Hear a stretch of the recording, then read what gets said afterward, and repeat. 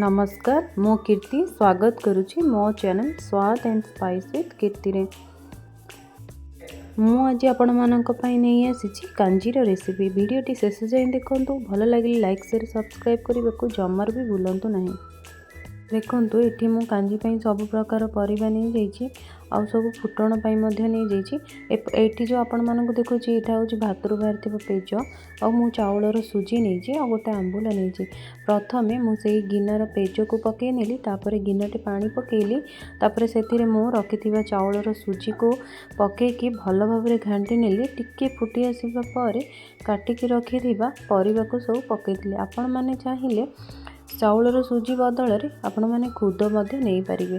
परिबा पकई सारिबा परे सेथिरे रखिथिबा आंबुल को पके नेली आ कंचा लंका को पकेइली। सेथिरे मु हळदी गुंड लंका गुंड लूण पकेकी भल भाबरे घांटिकी ताको घोड़ाई नेली। गोटे हुइसिल आसीबा जाय वेट करि नेली।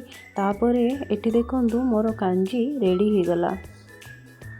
तापर सेथिरे मु 1 ग्लास पानी देकी भल भाबरे फुटीबा को छाड़ी नेली। भल भाबरे फुटी सारिबा परे मु कांजी पई फुटण प्रस्तुत करि नेली।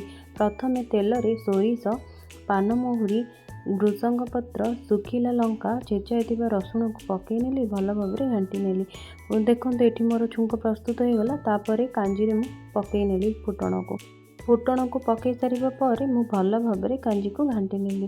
तापरे मु गरम गरम सर्व करि नेली। एही कांजी को आपण माने गरम भात सहित खाई परिबे। वीडियोटी केमिति लागिला मते कमेंट निश्चय जणाइबे। भल लागिले लाइक शेयर सब्सक्राइब करबा को जमार भी भूलिबेनी। रहूची धन्यवाद। देखा हेबा आ गोटे वीडियो रे।